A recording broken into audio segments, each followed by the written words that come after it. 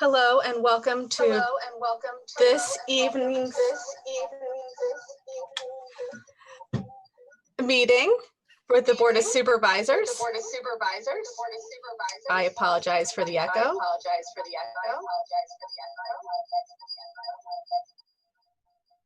Does someone have their double sound on in the main room?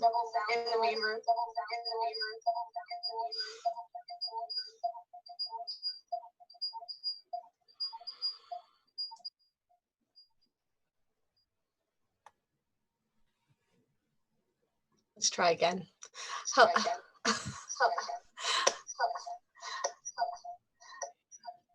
Monica, if you send me the call-in number, I could do it while they figure out what's going on, or send it to somebody.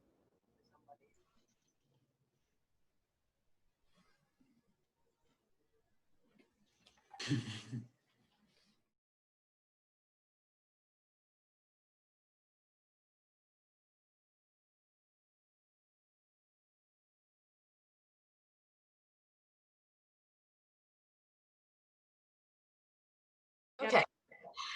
Well, let's try that again. Hello and welcome.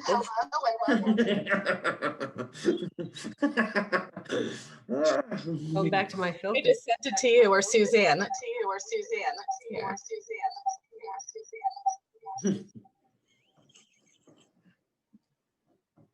I think that sounds awesome.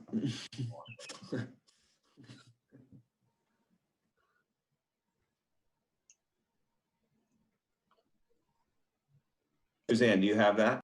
Not yet. It's happening to everybody. Dan, do two people in the building over there have their volume up? I don't see anybody else. I'm the only one in the main room. Okay. Let's just troubleshoot this real quick and we'll try again in just a moment.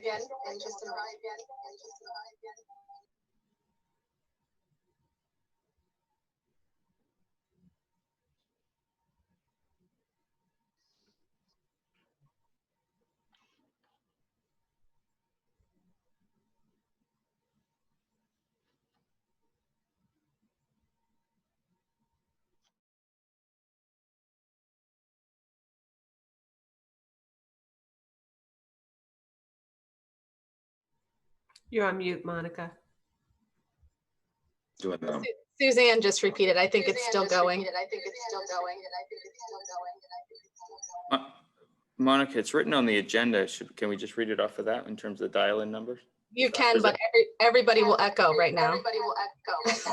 I didn't think Kurt was echoing.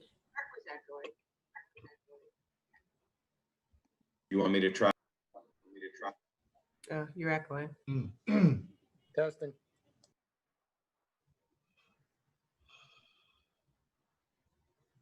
Hey, Monica, this is David. Can you go ahead and mute and see if we're still getting it? So you want me to talk? That sounds pretty good. Welcome. I'll do my best, Monica. Trying to fill in for Monica's shoes. Welcome tonight to the LMT Board of Supervisors meeting. As you know, you can watch on your cable channels, Verizon Channel 20, Comcast Channel 22, also Facebook and YouTube. If you'd like to call in, public comment will be available by phone when the chair calls for public comment. You can dial in by following these easy steps. Dial 646-558-8656. That's 646-558-8656. And then enter meeting ID 882-9661-9465#. And with that, Monica, I did the best I could. Hopefully people will be able to call in. Thank you, Ms. Blundy. And with that, I welcome everyone to the November 4th meeting of the Board of Supervisors. I call this meeting to order and ask that we all join in and recite the Pledge of Allegiance.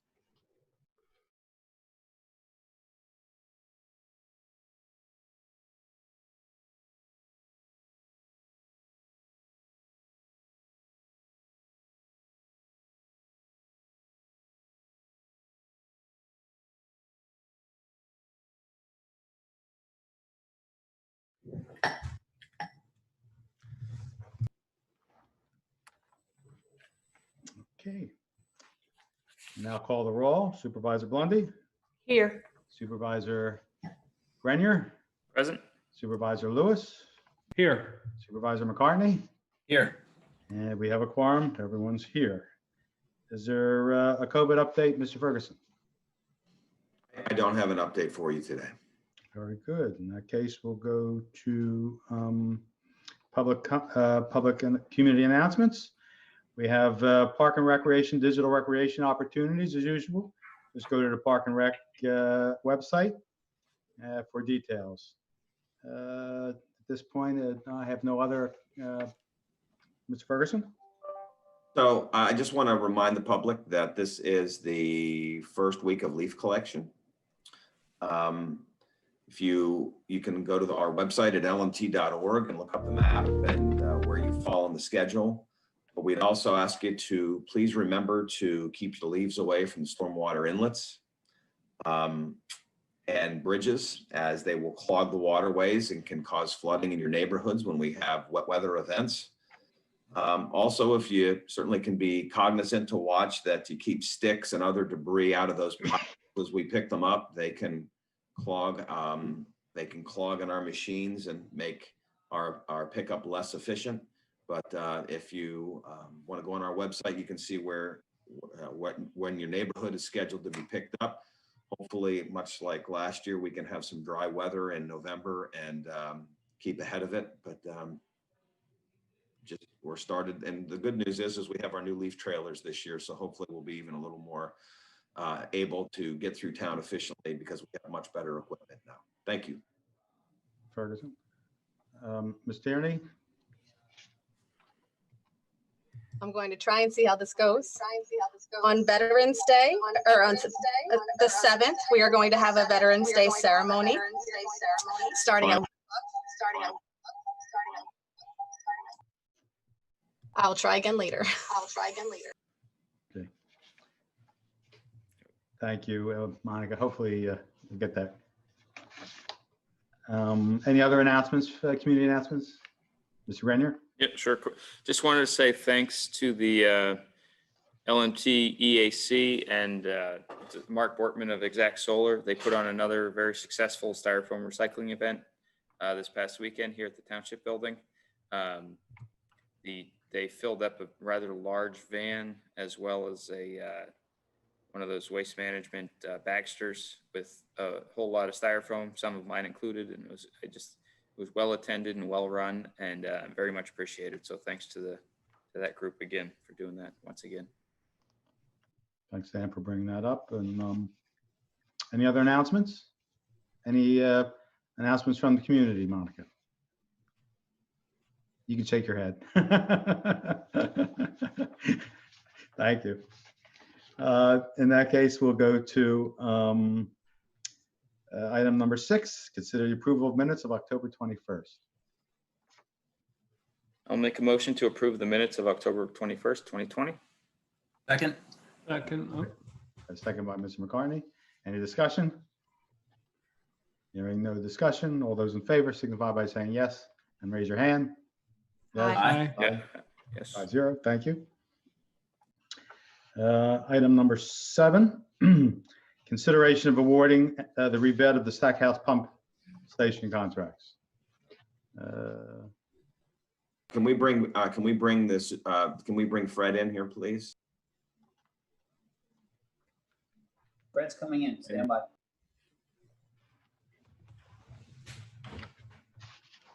Hopefully he won't be hanging out of a truck for this one. There we go. Hey, Fred. Good It's all evening, yours. everyone. You All right, guys hear Fred. me okay? Yep.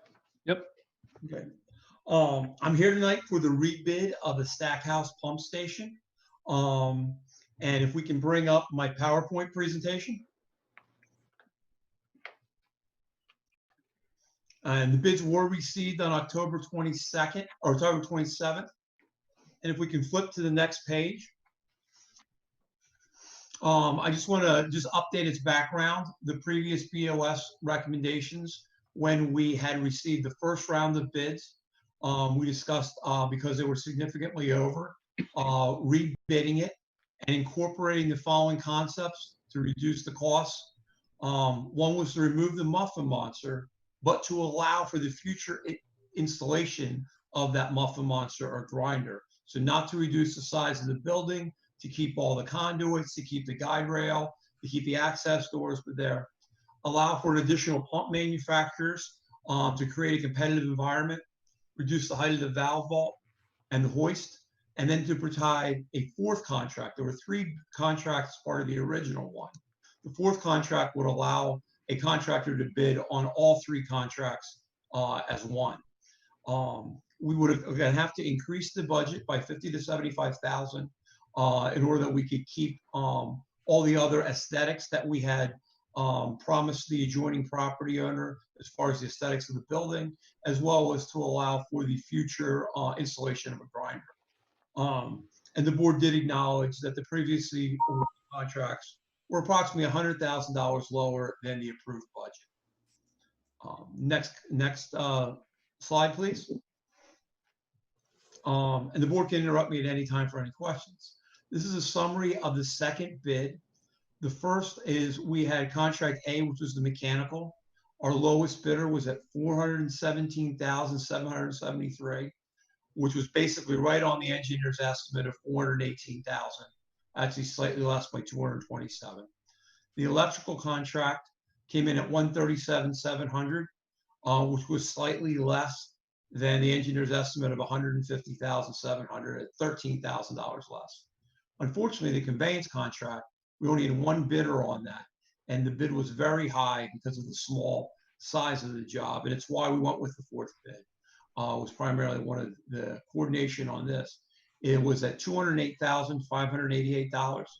Engineer's estimate was $130,025, which was $78,000 over. The total of those bids would have been $764,061, which is $66,000 basically over the engineer's estimate for the combined bids. The difference in the engineer's estimate from the total of the independent is the take advantage of the mobilization credit that I had discussed at the previous board meeting. The fourth bid was the combined bid came in at $629,750, which was approximately $41,475 lower than the engineer's estimate. If we go to the next page, you can see the first bid. We came in at a total bid price of $729,790, which was approximately $137,000 over our initial budget. The second bid, we reduced the cost by $100,000, almost exactly. And that's under the engineer's the adjusted budget by between $13,000 to $38,000. And the difference there is just whether or not it was a combined bid, which were $13,000 under, or the overall bid there. And that was an adjustment of adding $50,000 to our budget to $75,000 to our budget. Next slide, please. Given the prices and summaries that we have, we're recommending that we reject the bid for the mechanical contract SWR 20-4A, for the reason that the combined bid is approximately is significantly lower in there. So our recommendation is to reject this bid. Entertain a motion. So moved. Second. Second by Mr. Renier. Any discussion from the board? Hearing none, is there any public comment on this, Monica? No public comment. Okay, hearing no further comment. All those in favor of rejecting this bid, signify by saying aye and raise your hand. Aye. Aye. 5 opposed, no. 5-0. Thank you, Mr. Ebert. Oh, we got to keep on going. Keep my screen up. I got 3 more slides. I got to get to an award. The next contract is contract SWR 20-4B, which is the electrical contract. Low bid was $137,700. We are again recommending that we reject this bid in favor of awarding the combined bid. So moved. Mr. Chair, I move that we reject bid for contract SWR 20-4B. We had Ms. Bundy made the motion. You'll second? Sure. Okay. Any discussion from the board? Hearing none. Monica, is there any public comment? No public comment. Hearing no further comment. All those in favor of rejecting this bid, 20-4B, signify by saying aye and raise your hand. Aye. 5-0. Thank you. Go ahead, Mr. Ebert. Next screen, please. This is contract SWR 20-4C for the conveyance system. The low bid was $208,588. My recommendation is to reject contract SWR 20-4C. Mr. Chair, I recommend that we reject the bid for contract SWR 20-4C. I'll second. We have a second from Mr. McCartney. Any discussion? Monica, is there any public comment on this issue? No public comment. Hearing no further comment, all those in favor of the motion to reject contract SWR 20-4C, please signify by saying aye and raise your hand. Aye. Aye. 5-0. Thank you. Go ahead, Mr. Ebert. Next slide, please. This is contract SWR 20-4D. This is the combined contract. The low bidder is the low bid is the amount of $629,750. The low bidding contractor is Almeida and Hudak. Almeida and Hudak performed the Haycock Force Main replacement project in Lower Makefield approximately a year and a half ago. They did it on time with no change orders at all, and they were significantly low on that contract. So our recommendation is to award the bid for contract SWR 24D in the amount of $629,750 to Almeida and Hudak Contractors, LLC. So moved. We'll get a second. Second from Ms. Bundy. Any discussion? Yeah, Fred, Yeah. Go ahead. quickly, sorry. No, I just want the public to understand, because I think we have, thankfully, I guess, we're all tired after a couple of long days, but we're going through this pretty quickly. But I just wanted the public to understand that the process we just underwent, and Mr. Ebert, feel free to correct me if I misspeak here, please. One, the sewer authority was given a similar presentation and recommended unanimously to move forward with this approach. That's number one. Number two is that the combined approach that we're looking at here saves us a significant amount of money versus a split 4 separate awards, right? I think of 4 separate parts here that we're combining. So we're saving a ton of money by going through this process and combining things. As far as I can tell, right?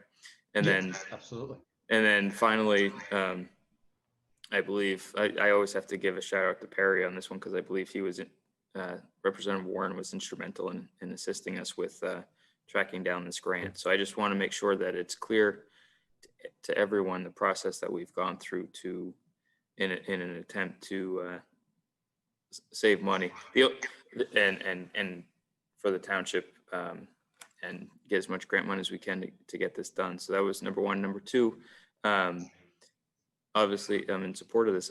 From everything I've heard, what's the schedule once we pull the trigger on this and move forward? We're actually meeting with the homeowner to go out and mark the trees as soon as this award goes out.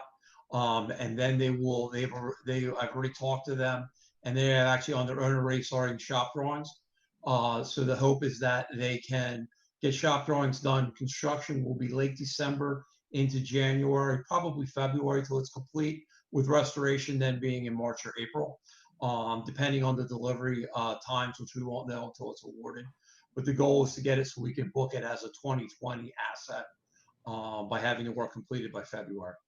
Okay, and then the last question is, this is our last 2020 sewer project, right? That's correct. And In terms of after our we, plan? yep, after we do this, I'll give you an update on where we stand on the previously awarded contracts. Okay, then move forward. I have no further comments. Thank you. Any other comments from the board? Yeah, quick question. So we're going to go through the responsible contractor process in the normal way with this bidder? Yes, and Correct. he's actually, Okay. or he has already passed it previously when he did the Haycock Force Main. Okay. So they Yeah, are actually, it's terms- a union contractor. All the employees are out of all the employees come out of the union hall. And they've Okay. previously been approved the last time that we went through this with the Haycock Force Main. Okay, excellent. Any other comments? Monica, is there any public comment? No public comment. Hearing no further comment, all those in favor of awarding this contract signify by saying aye and raise your hand.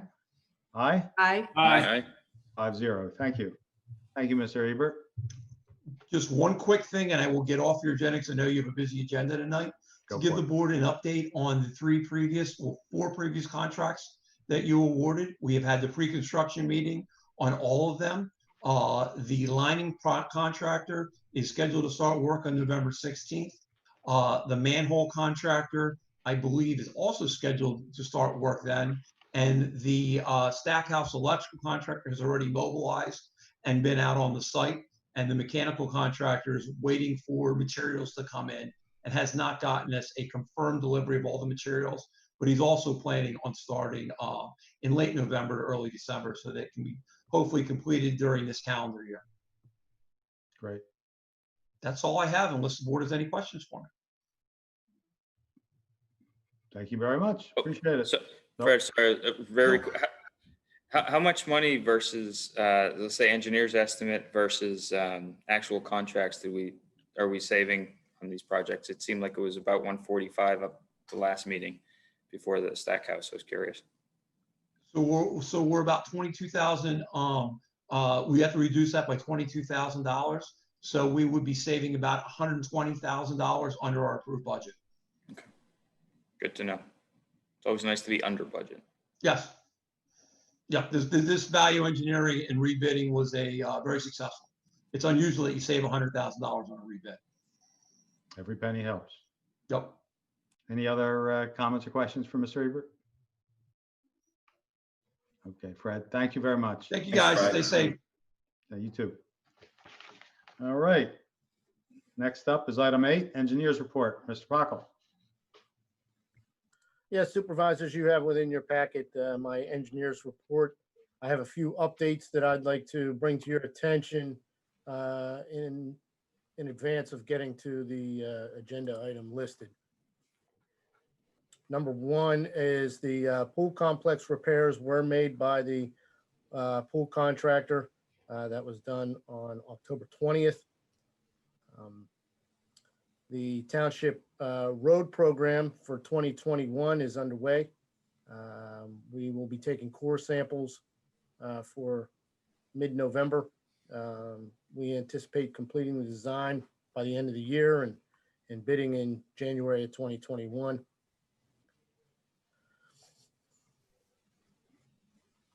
Moving along, the Department of Health walking grant, if you remember, the township applied for a grant for investigating the existing trail network within the township and recommending improvements. This was an application that was submitted in July. I'm still waiting to hear on the announcement of whether that was awarded or not.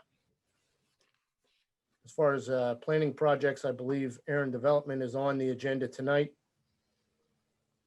Prickett Preserve, we have submitted our draft review letters. We went through our comments with township staff, building and planning department, and also with the township traffic engineer.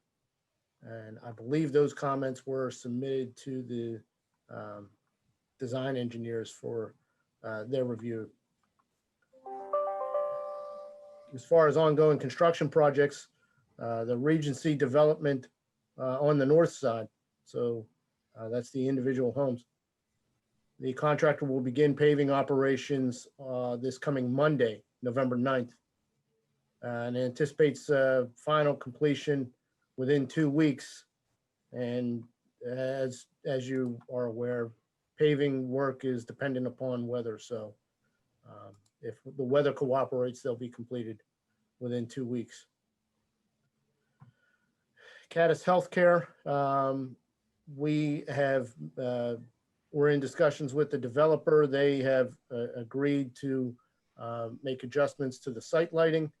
They anticipate that to be the shields to be delivered to the site on Monday. So they will be installing them on Monday for the site lighting. Also concerning the additional planted trees for the buffer. I believe that they were doing that today and finishing that up tomorrow. And also the developer has agreed to some noise attenuation measures for the installed generator. They're actually extending the generator and trash enclosures are over on the western side of the property. And there's a solid white vinyl fence that is installed there, and they're actually extending that past the generator and past the trash enclosures. They will, once that's done, then they will submit, they will complete the testing for noise to make sure that it is in accordance with the township code, and we will review the results at that time. Lower Makefield Corporate Center, they are completed with the punch list items. We are going to complete a final inspection on that, but it seems like they've wrapped that up over there. Towering Oaks development, the developer, or I guess the home builder has reached out to us to meet them on site to review any kind of site items that need to be addressed in advance of final paving. So we're meeting with them this coming Friday.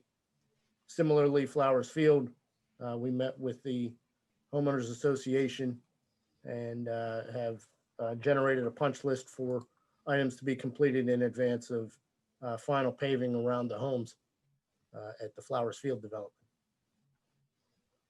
And that's pretty much all I had for the engineer's report. So I'll move on to the agenda item if there are no questions. And so the agenda, I'm sorry? No, go for it. Okay.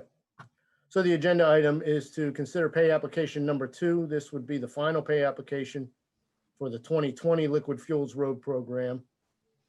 The contractor, we were holding that up because there were some grass areas that were around ADA ramps that were not restored properly.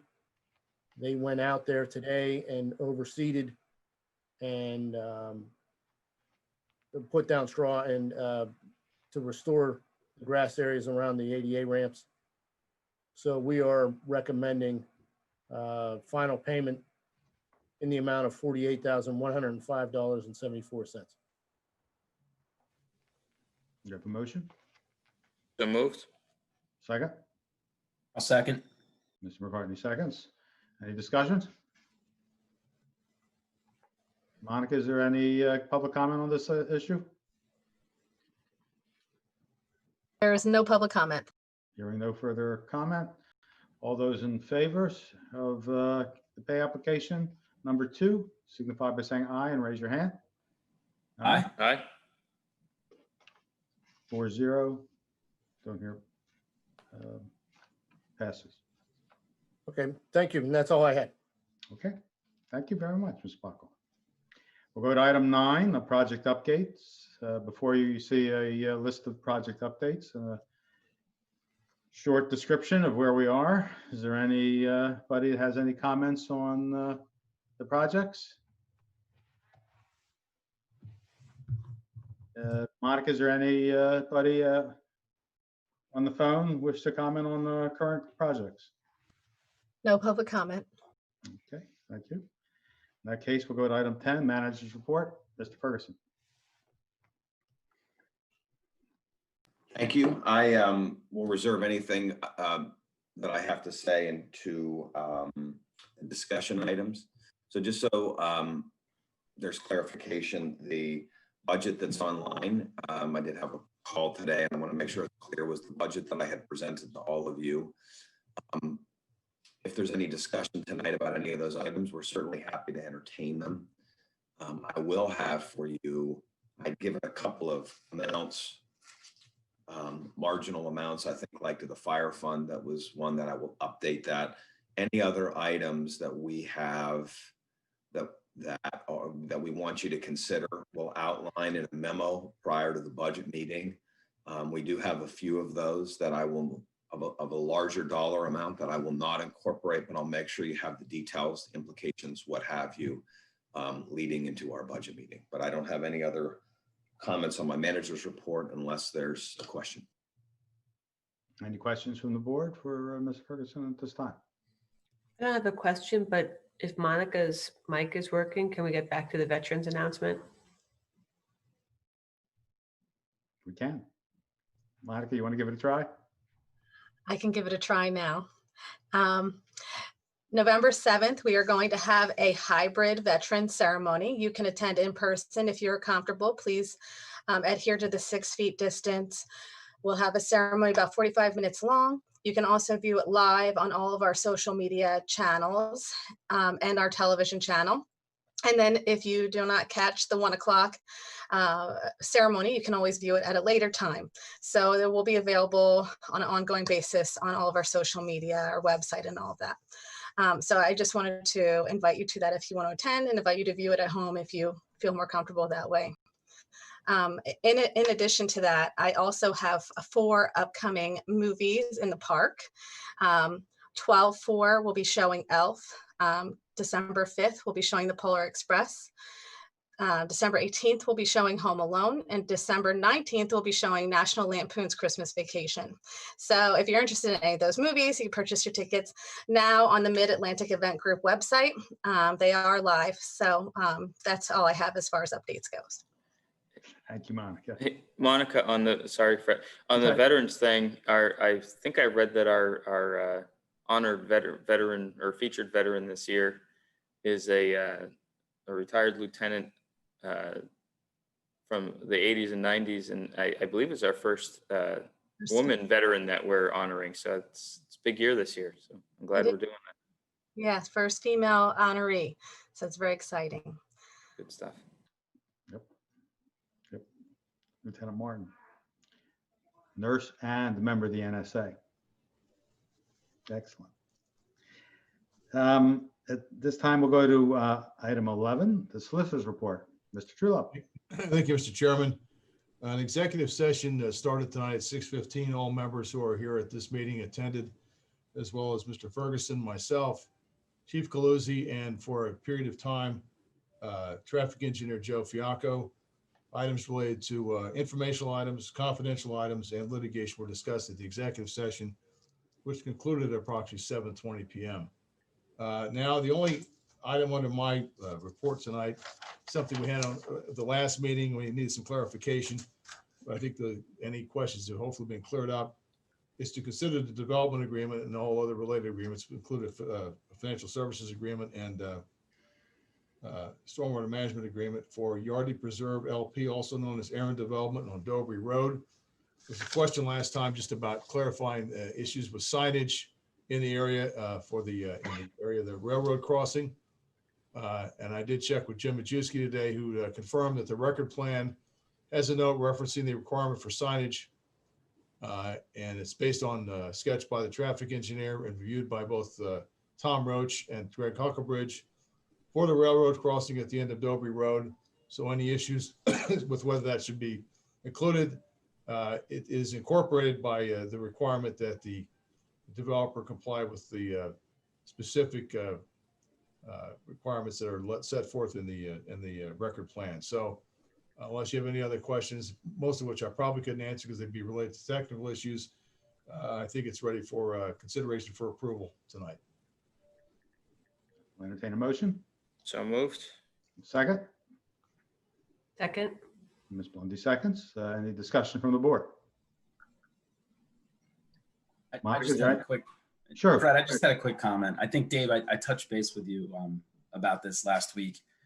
At Stony Hill and across from Shady Brook, there was a sign out there that said "Coming soon, Yardley Preserve, 55 and over." Right. That refers to this development. Yes. Yeah, and it refers to that development. It's a little confusing as Right. passerbyers might think that might be where Yardley Preserve is going to be. It's actually going to be at Dobry Road, not at the intersection where the Prickett property is. And I will be having a separate conversation hopefully tomorrow with the developer's attorney. They'll be bringing that up. So, Thank you. sure. Any other discussion? Monica, is there any public comment? No public comment. Hearing no further comment, all those in favor of approving the development agreement for Yardley Preserve, signify by saying aye and raise your hand. Aye. Aye. 5-0. Thank you. Next, zoning hearing board, there has been an appeal filed by Mr. Dobson and a couple other gentlemen challenging the validity of Article Roman 13, capital E, Section 200-50.5 of the Lower Makefield Township Code of Ordinances as amended on August 31st, 2020. This is known as the overlay district that certainly was subject to a number of hearings. We've already been served with two court-related matters that relate to the same project. Our recommendation to be consistent with our position in the other matters in which we're opposing, obviously, the litigation filed against us, is to authorize our office to oppose this appeal at this time. So a vote would be required on that. Okay, I'll entertain a motion to participate in the pose. So moved. Do I hear a second? Second. Any discussion? So Mr. Solicitor, as the liaison, should I, is it appropriate for me to vote in the affirmative or abstain? You can, Mr. Lewis, I think you can vote however you feel. Being the liaison, you basically report. You've been a very good steward in terms of reporting what the hearings are about. I think you're entitled to vote your conscience as you feel appropriate based upon what your role has been up to this point. And, if you decide how you want to affirm or abstain or oppose, that is entirely up to you. Yeah, and typically you'll note I don't enter into the discussion on the zoning hearing board because I want them to retain their independence. Given my prior vote, it might be appropriate to abstain in this I'm case. not going to tell you not to. I want to make sure that you knew that you weren't required to. Any other comments, discussion from the board? Monica, is there any public comment? No public comment on this. Okay, hearing no further comment, all those in favor of the motion signify by saying aye and raise your hand. Aye. Aye. 4, 1 abstention. 401, if Yeah, Mr. 401. Lewis is recording an abstention. There you go. Okay, thank you very Thank much. you. That's all I have tonight. Okay. The next we have item 13, zoning inspections and planning. I guess we have Jim Majewski on board. I guess we'll leave it up to you for the two resolutions.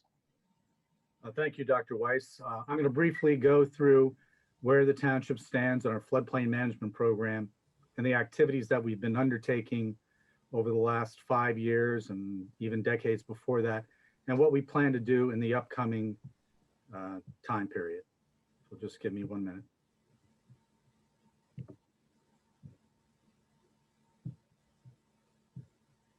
And I'll share my screen with the presentation.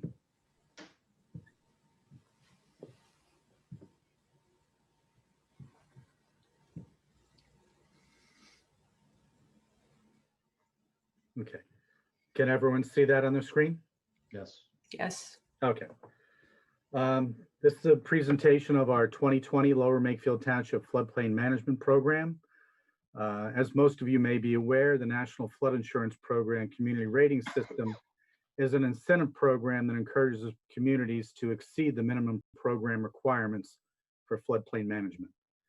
As a result, insurance rates are discounted to reflect the reduced flood risk from the community, based on us meeting the 3 goals of the CRS: to reduce flood damage to insurable property, to strengthen and support the insurance aspects of the National Flood Insurance Program, and to encourage a comprehensive approach to floodplain management.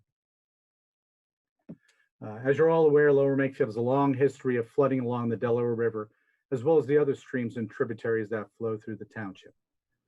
There have been a number of floods. Records go back, I think, all the way to 1902. And as you see in the graphic, the aerial photo on the left is a photo of the 1955 flood. And the lighter colored area that's closer to the canal is actually the area that's flooded. And that was before the developments like Nancy Roads, Sally, Richard, Michael, Marjorie were built. Glen Drive had not been built at that time, only the houses on Kenmore.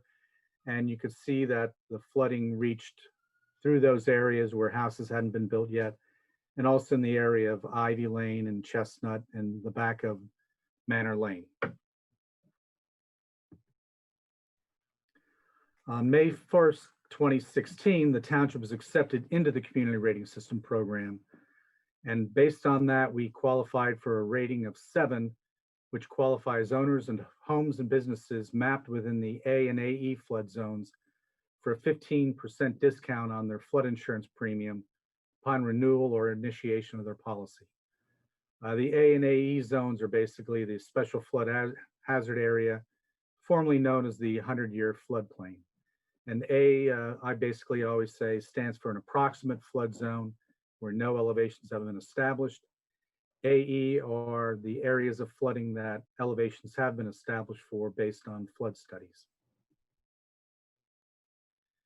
The community rating system classes for local communities are based on 19 credible activities, and they're organized under 4 categories: public information, mapping and regulations, flood damage reduction, and flood preparedness.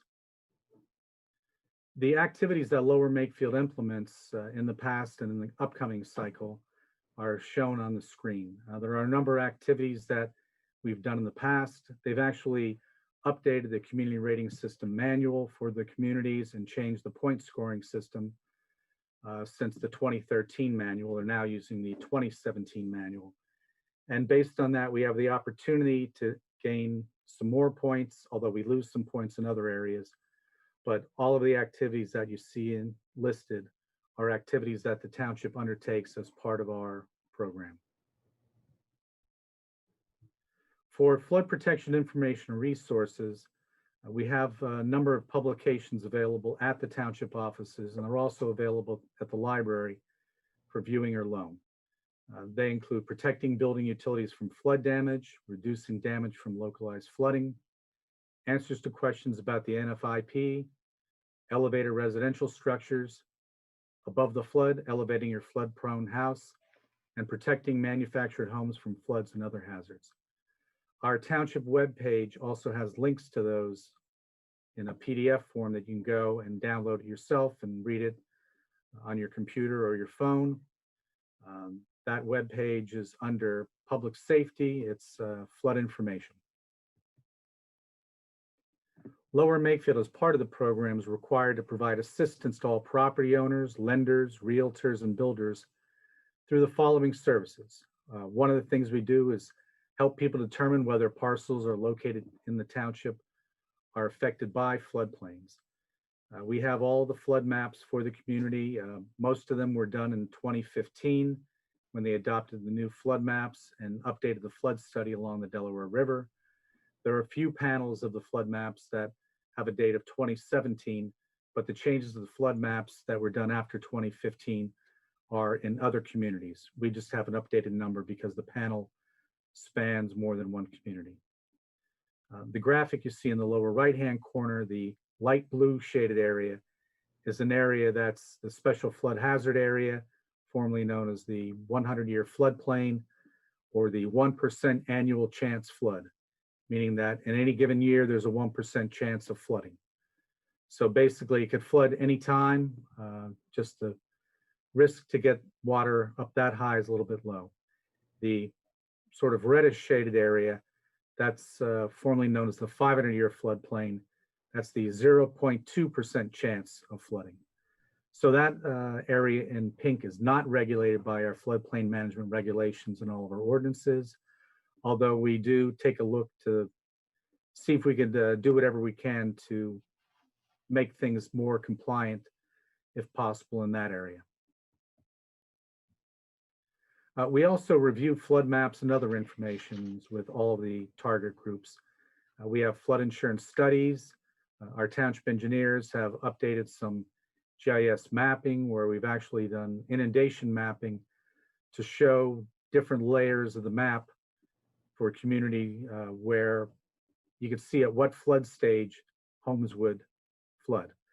And we use this partly to help determine what the flood depths are for people, so they have an understanding of their risk. If their property is potentially subject to a foot of flooding, 4 feet of flooding, or 8 feet of flooding, or whatever the number may happen to be. We also keep and maintain elevation certificates. These are basically a form that's required for all new and substantial improvements to homes that are either built or under renovation. And that requires that a several-page form be filled out, noting what all the elevations are of the levels of the house, including all utilities and where they are compared to the floodplain, so that you can actually use this to help with your flood insurance rating. And as I stated before, we also provide information now, which is a newer thing, on the depth of flooding based on the inundation mapping we have. We have elevation data that's accurate within a foot or two. And we also have existing property data that goes back to 1939. And some of that actually has some information that we could use to help people ascertain what their actual risk is for flooding. We also answer questions about flood insurance. We have pamphlets, brochures. I have a basic knowledge of a lot of the flood insurance program. And we also refer them, though, to flood insurance or insurance agents, because that's their job to help them work through the insurance process to be able to hopefully get the lowest rate possible. A newer thing we're also doing is conducting site visits to assist with localized flooding issues. We're now going to be documenting those efforts that we have undertaken in the past, but now we're actually documenting when we met, what the outcome was, what recommendations did we give. And the goal of that is if we can help property owners lower the risk, it's to the benefit of not only the community, but also the residents and the flood insurance program itself. And of course, we also answer questions about building projects in the floodplain. We do require building permits for almost all new construction throughout the township. And in the floodplain, we need to look at it a little bit closer.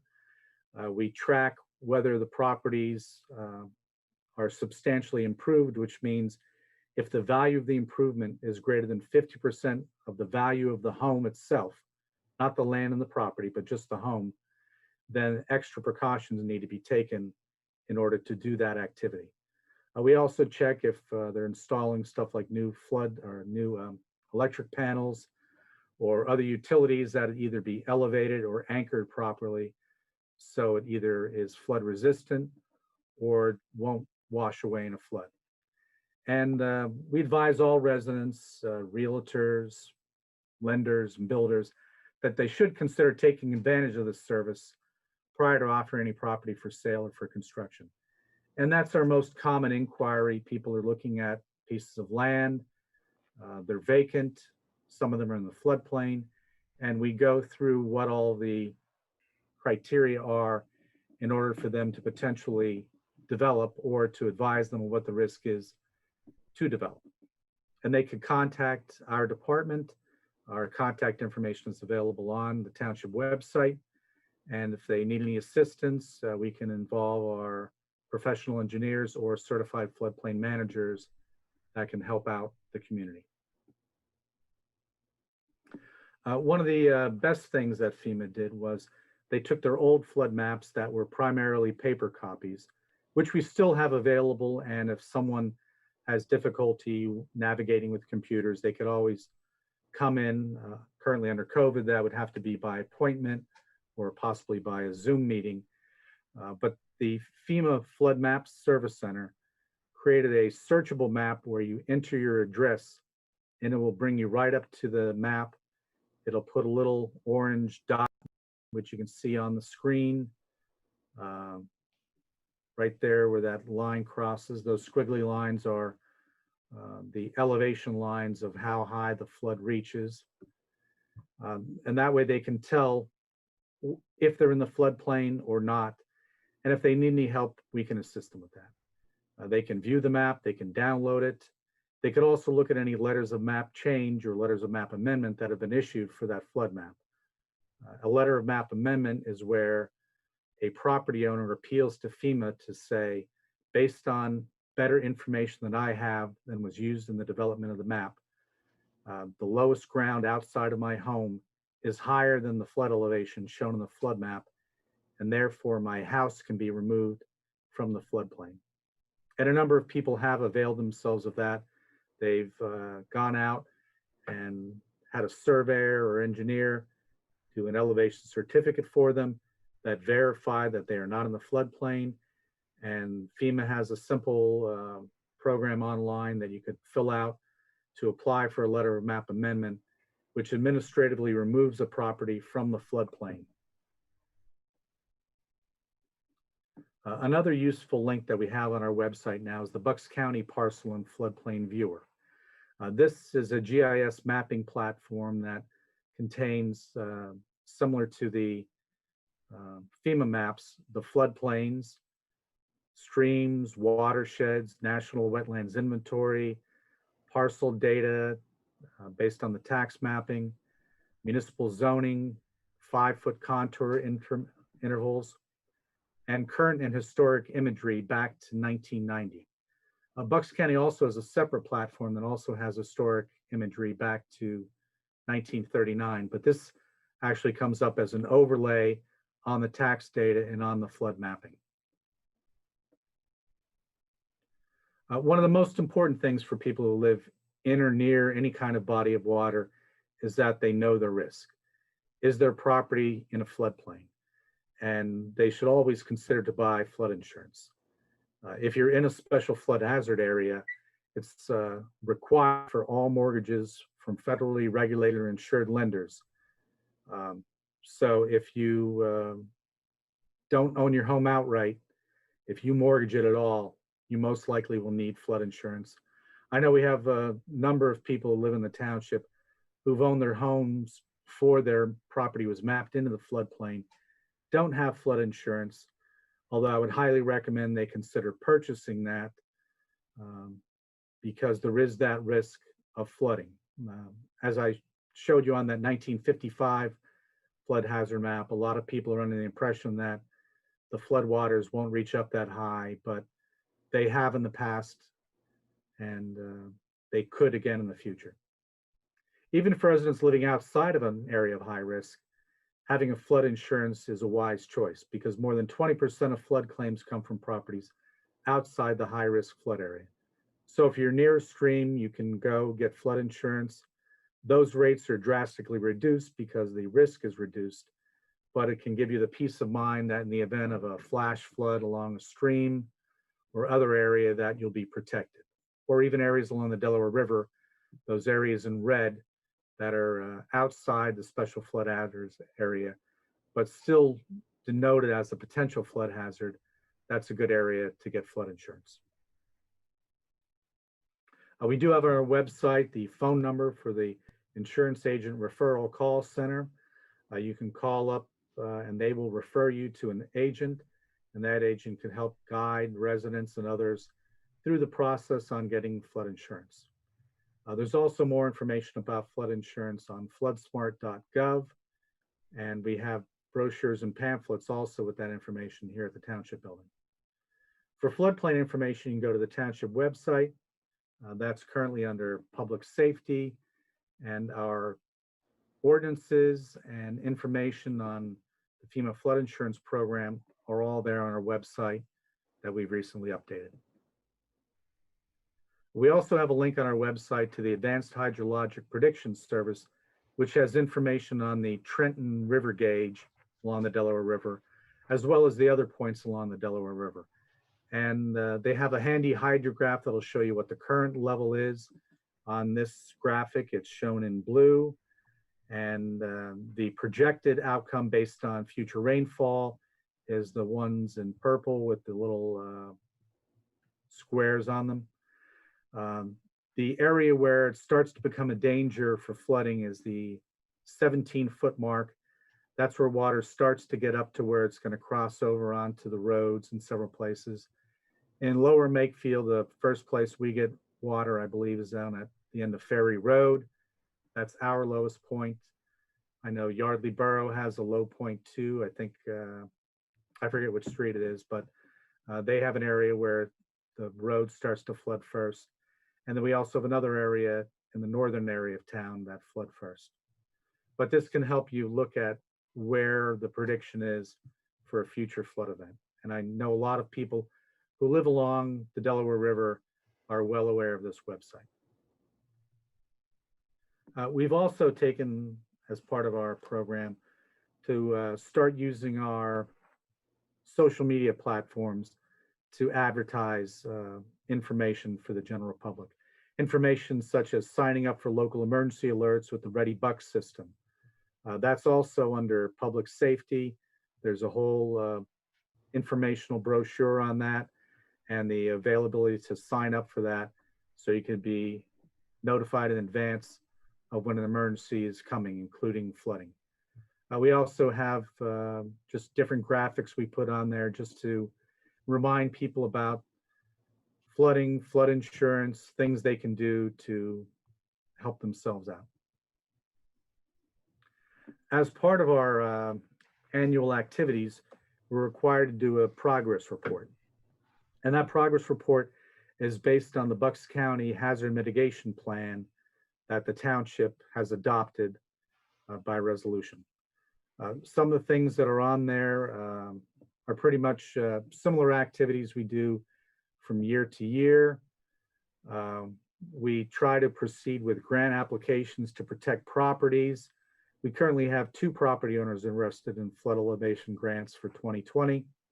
I've met either virtually or in person with both of them and went through it. And as part of the meeting agenda tonight, we do have the designation of agent resolution for the application. And in order to submit an application, the governing body needs to designate someone to act on their authority to file the application, which is due by November 18th. One of the properties that is looking to elevate actually had plans done for them several years ago. The price came in a little bit higher than what the homeowner at the time could afford, but the new homeowner has indicated that they are willing to absorb any costs that are necessary to increase, to elevate the home, although we'll actually just do a benefit cost analysis, which will allow us to get a higher amount of money to cover the cost for the elevation. The other project, I believe, will cover 75% of the funds. And if the homeowner so chooses to pay the other 25%, they can do that. In order to put the grant application in, there's a little bit of engineering work that we would need to work with Remington Vernick to help us with, such as getting an elevation certificate for one of the properties that we currently don't have. Another thing we need to look at is our critical facilities. We did check all of our critical facilities that we have in the township. Fortunately, most of our areas, such as our public facilities, our police station, fire, rescue squad, are outside of the regulated floodplain. We do have 2 sewer pump stations in the floodplain, the one on Black Rock Road and the Fox Hill pump station, which is down off of Schuyler, down near the creek. Although these are at minimal risk for flooding or significant disruption during flooding just by the way that they're designed.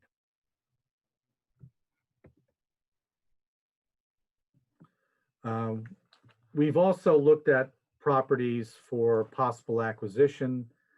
And that's something that we would need to look at closer. And I know currently there's not the funding or the interest on the part of the property owners to have the properties acquired. But we are on the lookout for properties that are potential to be bought out. The Pennsbury School District was planning a major renovation to the Charles Bames School a year ago. We're looking at different things that we could possibly do to improve flooding in that area. And that currently is on hold until the school district decides to move forward. In order to raise up a class in our community rating system to possibly get a lower flood insurance rating, we were required to get our building department have a building code effectiveness grading classification from the Insurance Services Office. We undertook that exercise last year. We gathered all our information. We met with the Insurance Services Office and provided them all the information on our program. And we received a classification of 4, both for residential and commercial properties. And that exceeds the minimum required in order to move up a class in the community rating system. So I'm hopeful that when they review our points that we'll get under the new system, that we may be able to go up in class and therefore get a higher insurance discount. If we can't get it this year, we'll keep working at it to try to look to see where we could do additional activities in order to help improve our flood program and gain a further discount. Another thing we've started to do is compile all of our information into a centralized location, our flood maps, our flood studies. We've got 2-foot contour data and other elevation data for properties. And we're putting that into a spreadsheet so that we can quickly talk to residents and property owners and let them know where they stand in relation to the floodplain within a foot or two, which is as accurate as we can get it absent an elevation certificate. One of the other things we do is we require copies of elevation certificates for structures, especially if work's being done, even if they're below the substantial improvement thresholds that mandate that an elevation certificate be submitted. We still request that they submit one if they can, so that we can maintain that database to assist them and to also assist nearby property owners. If someone has an elevation certificate, the property next door wants to do some work, we can give them an idea of roughly where they stand prior to them starting work. And as I stated before, we have scanned our building permits since 1939. And that's been useful in extracting information for people doing work in and along our floodplains. We typically review our floodplain ordinance from time to time.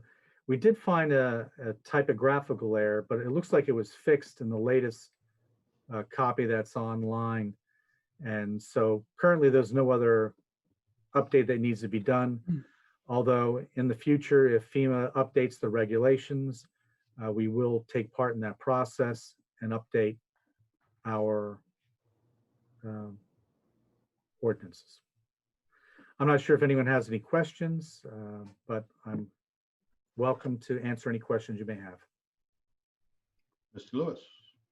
Yeah, first, Jim, thank you for all your hard work on this. As I know you've worked on flood issues in this area for at least 15 years, so or more. So I definitely appreciate your work on this. And this is something that's extraordinarily important for the community to follow up on and be aware of. The one question I had was on our current rate class. We're at a 7. And your hope is that we can get to a 6 or better with the recent improvements? Correct. Okay, a 6, you think, or? We'll see. We went through a lot of information, and from what I've heard from other people, they're very, they're not really giving with the points. So Okay. you really have to document it like crazy. And although I think I've done a decent job documenting it, we'll see if they need more stuff. We may have to wait another year or two and do a better Yeah. job of documenting everything to their standards. The reason is like that 5%, if your flood insurance is, you know, $3,000, $4,000, or $5,000, that's a huge chunk of money that we could be saving residents, which is why it's so important. When we actually preserve some open space that's in very close to the canal, did that help us get points, and did we file that one? Yeah, we actually received points for that. Awesome. So, Okay. So everything we've preserved and bought for open space, we get a little extra credit for, and there's always room for more points by acquiring more properties in floodplain areas. Excellent. That's all I had. Thanks again for your work on this one. It's really, really important. So you're welcome. Any other questions? Mr. Renner? Sure. So Jim, as you know, this is one of my favorite types of presentations. So I was enthralled and excited to see it. So thank you for putting this together. I would just encourage anyone who is interested to go to the township's website, as Jim was mentioning, under public safety, to the flood section. For any of those resources, they're great. I use them personally for my day job, probably 3-4 times a day. So it's really interesting. You can see where your house is, if you'd like, relative to floodplains and whatnot. And I know when I bought my house, I drove around with a firm panel, making sure I was outside of the floodplain. I'm curious, in just looking at this, Jim, do you know roughly what percentage of our properties in Lower Makefield that are actually developed are within a floodway? I'm just looking at the maps, and it always surprises me. Like, for example, one of the middle schools looks to be smack in the middle of a floodway, which is the regulatory area where during a flood, when the water's actually moving, which is the most dangerous section where they don't want you to build. So I'm curious, and I know a lot of these homes are older, so I was curious how many homes we have roughly in a floodway that have been built over the years. Do you know? I don't know offhand. We don't have a lot of them. There's a few on the river side of the Delaware River, or of River Road. Those ones are ones that are in the floodway. For the most part, most of the houses are just in the floodplain. Most of our floodways don't extend much beyond the stream. I know we do have structures such as sheds and stuff like that, but for the most part, I think we're fortunate that the houses are not in the FEMA regulated floodway, just the floodplain. Just the flood, yeah. And then one of the trends we're seeing these days, I do a lot of work in the critical infrastructure side of things, is a lot of local ordinances or even state guidelines for critical infrastructure to not be underneath the 500-year elevation, like substations and critical infrastructure utilities and whatnot. I'm not sure if we have much of that in town, but that might be something to look at in the future. If we have, say, for example, a PECO substation that wants to come to town. I know there used to be one on the canal, which was always a head scratcher for me, that they had one there. But if we ever have that situation, it would be something to look at. But otherwise, great presentation, lots of great resources for people to use. Well done.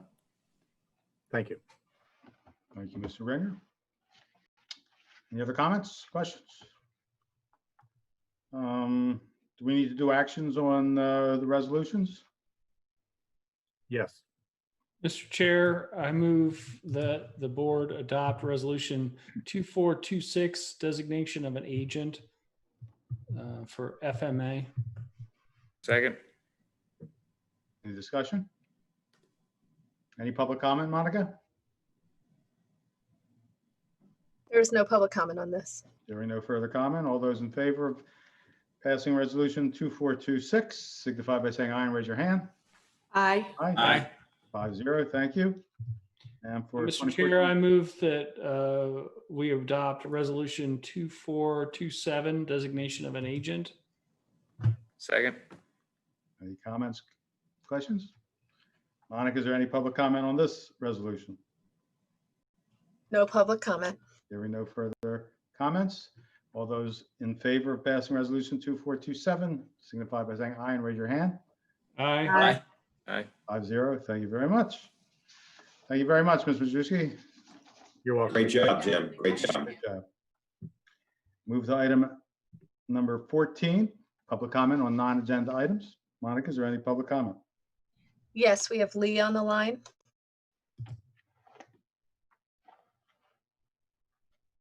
Hi, Lee. Unmute yourself, give your full name, address, and make your comment.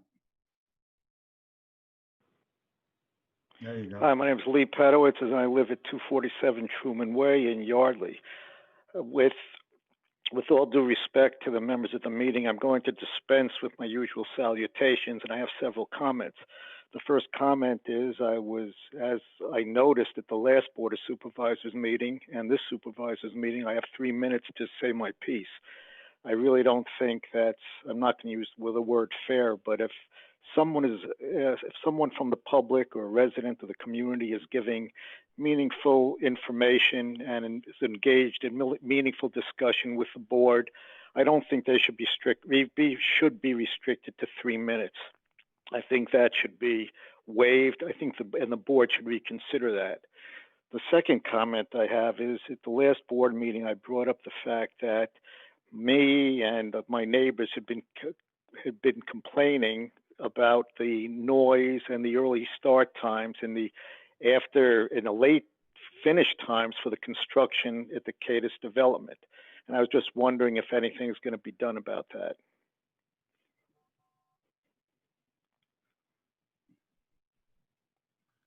Mr. Ferguson, Mr. Pockel, do you have any comment? Well, I mean, in regards to the timing, I did provide to the board details of discussions with the developer as far as start times.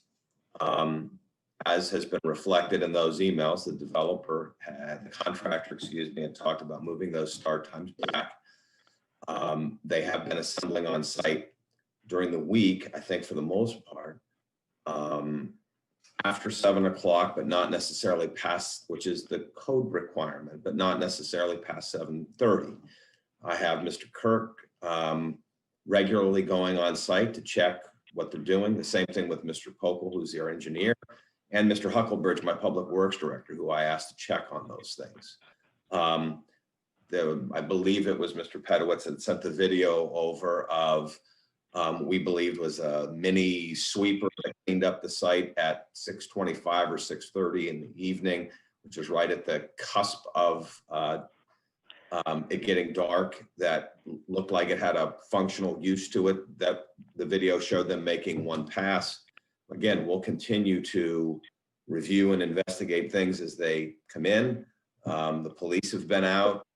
We've reviewed those reports as well as far as things that would or wouldn't rise to the level of being cited. I would not hesitate to cite the contractor if it merited it, and we'll continue to monitor.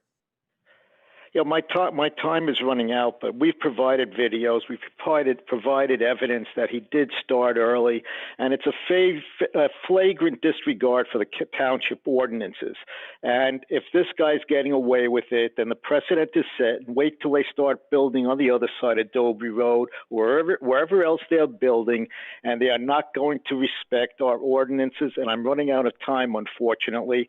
The other comment was, it looks like they've got some electrical equipment on the outside of the building over there that wasn't on their plans, and I'm just afraid that there might be some hazardous materials contained in it.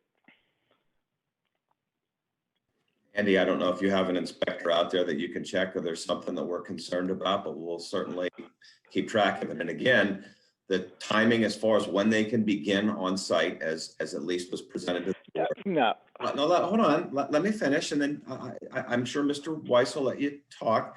As far as monitoring what they're doing, those discussions that took place and the information that I provided to the board concerning things like trucks and whether it was their personal trucks beeping as they backed up early in the morning. We asked for those if they could pick another part of the site that would be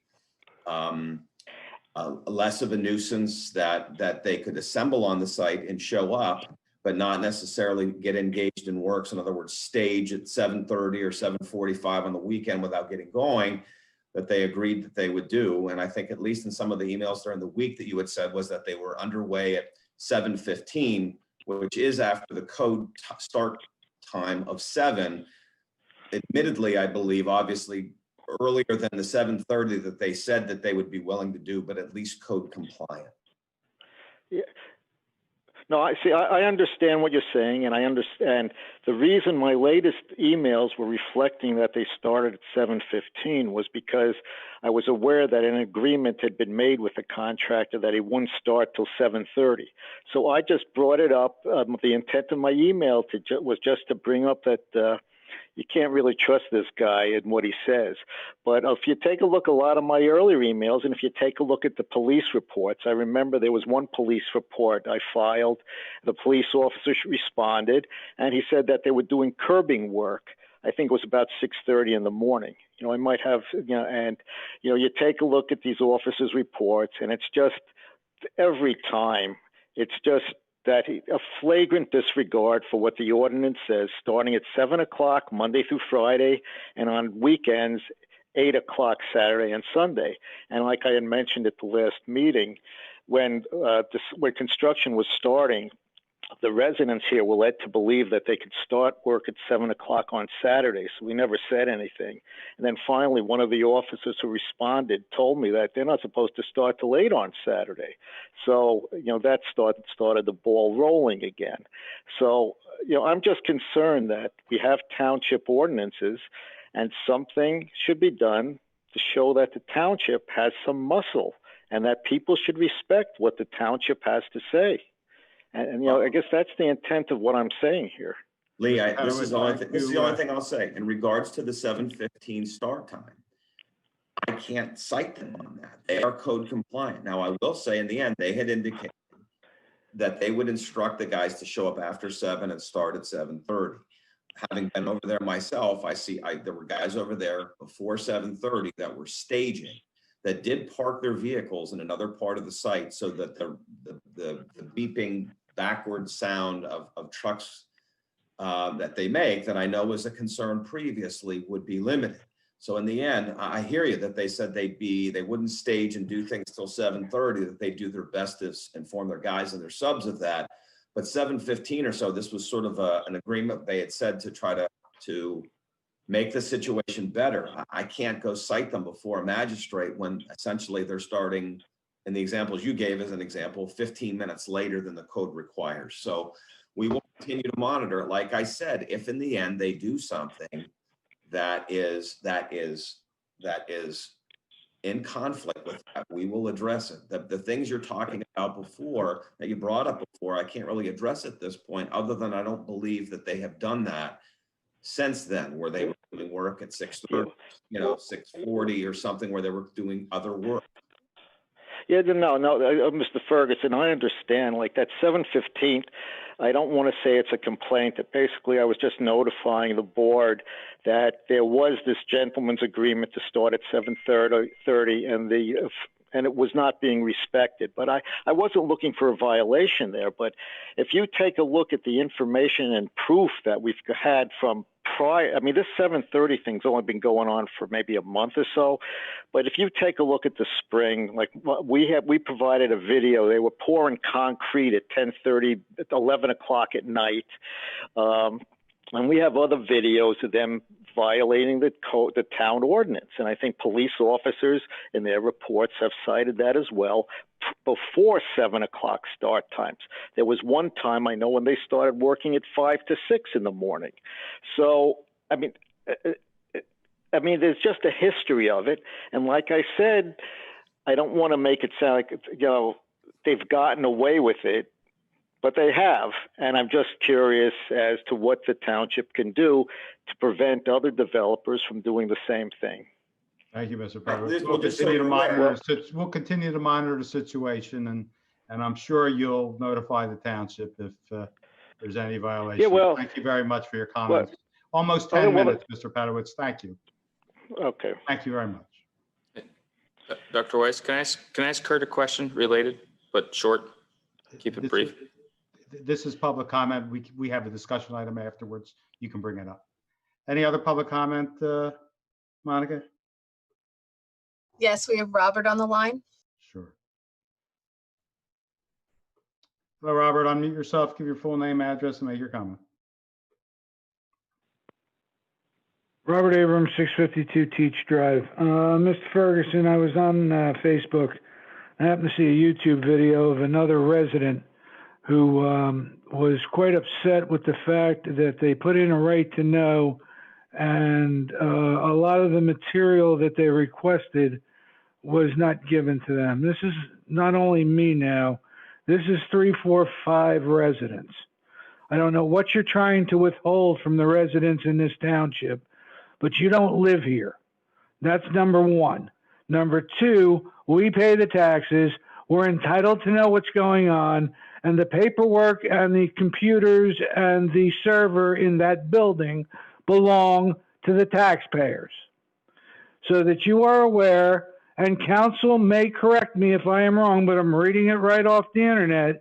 The law provides a civil penalty up to $1,500 if an agency denies access to public record in bad faith, and up to $500 per day when an agency does not promptly comply with a court order to release records under this act. And I believe the open records officer also has a liability if the judge says so. Now, this has got to stop around here. And it's got to stop now. Because what I think I want to do is have everybody ask for the same thing, have you deny it, and then we'll all take you up there. It's number one. Number two, I happen to be looking at some federal aviation stuff, came across a new registration on an airplane in the township. Belongs to the chair. When you go on and you check the record, it's a 2.5, it's a 2-bedroom, 1.5 bath townhouse. And Zillow estimates that the rental on the property is $1,814 a month. But the last time something happened with it, appears the rent is $1,984 a month. That's 2 bedrooms, 1.5 baths. DeLuca Enterprises and his boys came in here and told us that a 1-bedroom, 1-bath apartment is going to rent for $1,900. I came to public comment and know people that own property in Heacock, 2 bedrooms, 2 baths, and a garage renting. They're struggling to get $1,400. The point here is, since the chair rented more than DeLuca is telling, less than what DeLuca is proposed to the residents here, how could you possibly take that as truth? Because the rental here is listed as $515.20, and I believe the vote was either right around that time or after it.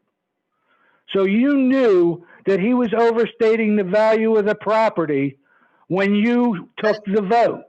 Now that's telling me that there's an issue here, and it goes way past the excessive campaign contributions that Blundy and McCartney got. And I'm going to ask Mr. McCartney straight up, and I'm done after this, directly or indirectly, for your business, did you get any referrals from DeLuca or his people? And answer it carefully. Absolutely not. Okay? Thank you. Have a good evening. You too, Mr. Abrams. Always good to hear from you. Mr. Weiss, may I have 1 second, please? Sure. When the public puts open records requests in, there is absolutely a right to public information. But also, so the public is aware, there is certain information that is privileged. So for example, if someone put an open records request into the police department asking who called in to report them for abusing their spouse, the public doesn't have a right to know that. If someone calls to want to know who called in to report them for a dilapidated property, That is not public information. There is a right to protection of certain people on certain information. So the examples he's speaking of, I don't know that are that dramatic, but similar. If I could also weigh in, Mr. Ferguson, because I think it's important. We actually, you're taking the slings and arrows here, and our office was involved in it because there are some significant legal issues involved. I would say, and I'm not sure exactly which right to know request he's referring to. Yeah, me neither. But I would say of the records that were requested, overwhelming percentage of records were turned over without any kind of qualification or anything like that. However, as he indicated, the first thing you look at is what is a public record. Not everything is a public record, and that's one of the things that has to be evaluated, and that's to protect the township as well as to protect other people. It's not an easy task to go through, given the volume sometimes of what's requested. It's a very painstaking and costly process that has to be gone through in order to comply with the law. You know, and just to say, let's turn everything over because it belongs to us. Well, it doesn't, and that's a lawyer's answer, and I'll stand by it because that's part of the job we have to undertake. So, and that's what we did in that case. We'll do in every case when the information is requested. Mr. Truelove, going for a little further, is there like a process in a right to know request, you know, even when it goes up to the records office in Harrisburg? Absolutely. Yeah, So, there's a lot of levels of review. There are time frames within things are supposed to be responded to, but those can be extended because of the nature and volume of the requests. I mean, it's built into the open record, the right to know law, that there's a recognition that sometimes requests have to be looked at more closely than others in terms of the volume and the types of information requested. That's built into it. So, and I'm sorry, I want to give one more example because interestingly, I had a couple of calls this week about this topic. So there have been instances, and again, I'm going to give dramatic examples because in open records requests, there are dramatic requests. When I was in Newtown, we had an active process where prisoners arrested by our officers in Newtown, where those prisoners were making open records requests to get the job applications of police officers and all of their training with an attempt to find out what their home addresses were. So in the end, we denied those open records requests, or I gave them and I retracted even probably more information than on the surface we would be obligated to do in an attempt to protect those police officers. So when we do have examples, and I'm giving dramatic examples just to make the point, is a job application an open record? Well, of course it is. If I get one from a prisoner who attacked a police officer with a hammer and they're trying to get his home address where his family lives, there are a lot of times that there are extenuating circumstances that we make decisions in the interest of the employees that work here. And one more point, when someone makes an open records request, if we deny something, we've had instances where they've appealed it to the open records office. We've coordinated with them and then have agreed legally in an interpretation, yes, this item should be released, and we've done it. It's not ever in an attempt to, at least from my perspective, to hide something from being released. It is to follow as closely as we can with the assistance of our legal office, the requirements of the law. Thank you. thank you, Mr. Ferguson. Thank you, Mr. Truelove. Is there any other public comment? Monica? Yes, we have Mitchell on the line.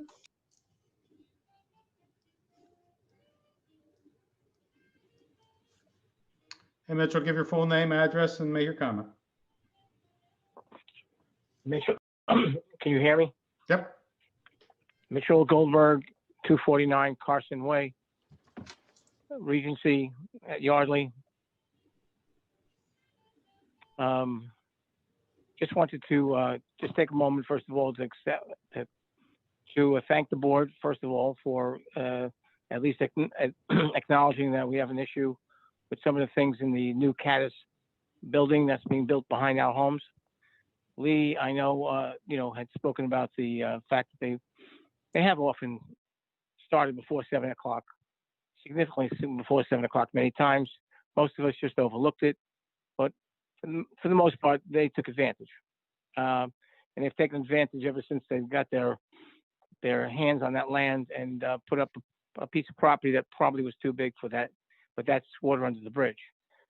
But I like the idea that we were talking about the lighting, and down the road soon the trucks that'll start coming with the deliveries and the promises that may become an issue down the road. So I just want to highlight the fact that we'd like to stay involved and be, we might have to have some people come out and talk to us a little bit about how the lighting is going to change. You have put some ideas out there that are going to change the lighting and things like shields, trees. If you make a comment and tell us a little bit about how far along that is, because my backyard is a light show at this point. And I'd like to do this as what I'll call the easy way rather than the hard way. The easy way is to see if we can work out a mutually beneficial situation. And I leave it at that, but I implore the board to try to work with us, and we will try to be as accommodating as well. But certainly the ball's in the onus is on us in the sense that we have to live here every day and every night. And when I see that light show in my backyard, it's on the western wall there, and it's disconcerting. Nonetheless, I know you've put forth some solutions, and I'd like to know where the progress is on that. And I thank the board for their time and their energy in these kinds of meetings. Thank you, Mr. Goldberg. Ms. Bockel? So we have been updating or meeting regularly with the Regency HOA and discussing the progress of some of these items. So we have been informing the HOA of the work. I'll say that. To start, there are several mitigation efforts that the developer is undertaking. One is to add shields to all the wall-mounted light fixtures on the western side and the southern side of the building. When I spoke with the developer today, he indicated that they were being shipped and scheduled to be delivered to the site on Monday, and they were going to install them Monday and Tuesday of next week. Also, we had met with township staff, the Regency HOA, and the contractor on site to determine locations for additional plantings on site that would fortify the buffer. This was generally chosen of areas where we saw ornamental trees that would be dropping their leaves throughout the winter. And so we wanted to fortify the buffer with evergreen trees that would eventually work to reinforce that buffer all year round. And so we selected those locations with the HOA, with the Building and Planning Department, and with the landscape contractor.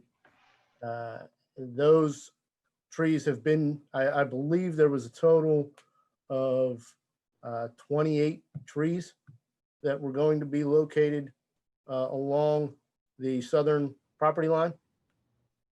And I believe those trees were delivered today, and they are installing them throughout the rest of the week. So that's the current status of the mitigation efforts that are being undertaken. Thank you, Mr. Bockel. Is there any other public comment, Monica? No further public comment. Okay, we'll go to discussion items. Mr. Grenier.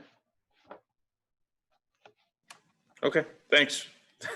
Caught me by surprise. No, all this, they got me thinking. Aaron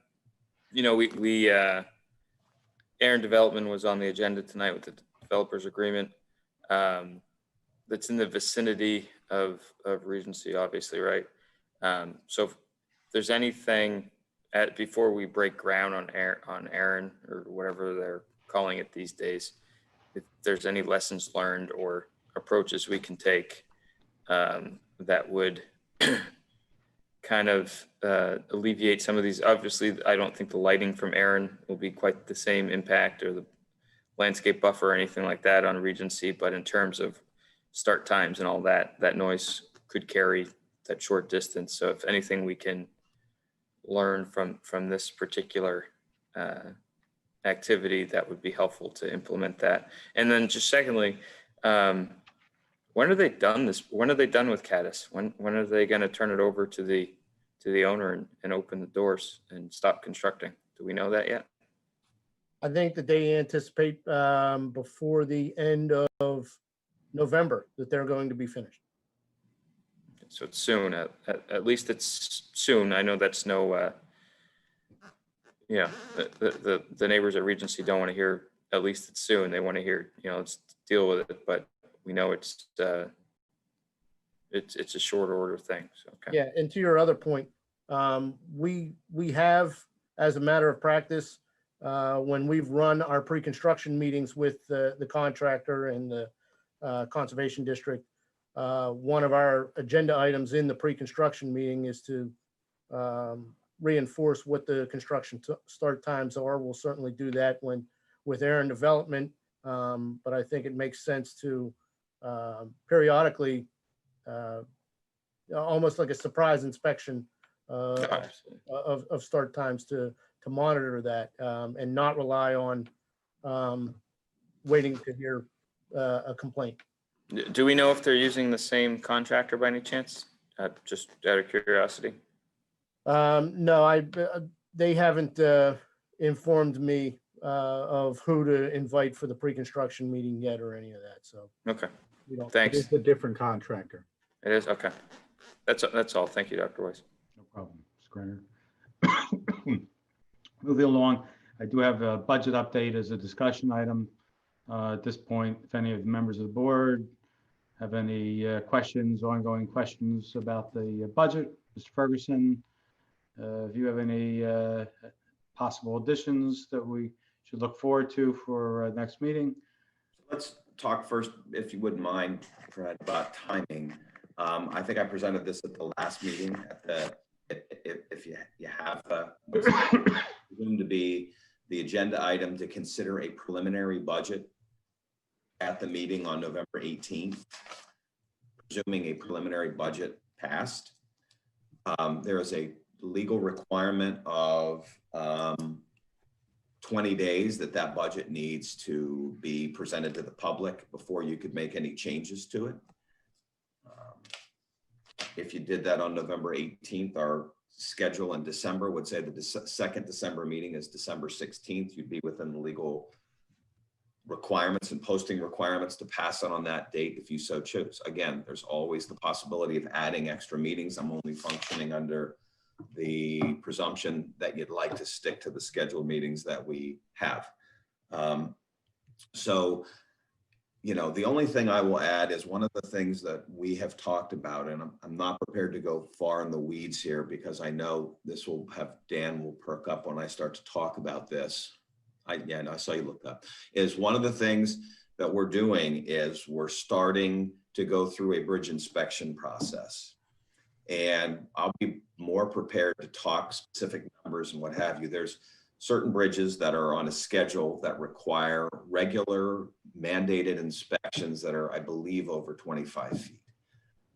We are engaged with PennDOT that will conduct those inspections. We have asked Remington Vernick to look at the bridges that we are responsible for that are not required to have a regular maintenance schedule that are under 25 feet. So we've asked Remington Vernick to begin that process. They have looked at one in particular that they're going to come back with that we'll talk about, and Andy will be ready at the preliminary budget meeting in 2 weeks to show pictures with repairs that are not inconsequential in price, like $150,000. And we can get into the weeds on that at that point. That's the only one we would have at this point, but recognizing that now we're on a multi-year paving plan, a multi-year trail improvement plan, that eventually, hopefully there won't be many of these, that we may have to be on a multi-year plan of, depending upon the results of these potential bridge repairs. So that'll be something that we will be prepared to talk more specifically about on the 18th with pictures and options and what have you. There are Band-Aid approaches to to dealing with this. However, as staff informs me, those Band-Aid approaches still are short-term in nature and don't offset the full cost that we would have to inevitably undertake in the next couple of years regardless. So that'll be for the board to hear about, and just to be prepared. You know, this is our infrastructure. Bridges tend to be those things that we get to when they get bad, and we're getting, at least here, I think you'll see why we're going to make this presentation. Look forward to that discussion. Ms. Blondie? Kurt, I appreciate that we're not going to get into the weeds right now, but could you just give me a ballpark of how many of these bridges we have in the township that we're responsible for? Are you telling me to stop, Jim, or are you telling me 5? He would never tell you to stop. Talk to the hand. Go I ahead, was Jim. raising my hand to answer. Oh. We currently have 9 bridges that are over 20 feet in length. Those are the ones that are federally mandated to be inspected every couple of years. We have another 15 bridges and culverts that are between 8 and 20 feet. Most of those are concrete pipes, culverts. The ones that we requested that Remington Vernick inspect were all corrugated metal, which I suspected may have problems and are prone to problems. And I believe the inspection revealed that 2 out of the 3 need to be replaced in the near future, one a little more critical than the other. And we also have about a dozen other larger pipes that carry water bodies that are like between 3 and 8 foot in length. And that length is the span across a water body. Thank you. So Jim, these are things that are not all of them are bridges, where a fair number, it sounds like a fair number of them are culverts that carry water underneath some roadway, you know, sort of like a causeway, but probably not the smallest, you know, maybe a 36 or greater inch diameter corrugated metal type of is that what we're looking at? The one that needs to be replaced, let's see. Well, Andy's right here. Yeah, when we're talking about bridges, it scares me a little more than when we're talking about pipe replacement. Although pipe replacement's not cheap, it's just that I'm glad to hear that it's a pipe and not a full-on bridge. Well, it's not, the one that needs to be replaced is not necessarily a pipe. It's corrugated metal arch. Oh, it's an arch. Yes. Okay. It's a 12-foot span. So we have arches, tunnels. That's not going to wait. Okay. Yeah. Yeah, we So- have pipes, bridges, Okay. arches, and culverts. So Okay. again, Lions, Again. tigers, and bears. I got it. so Oh so my, for sure.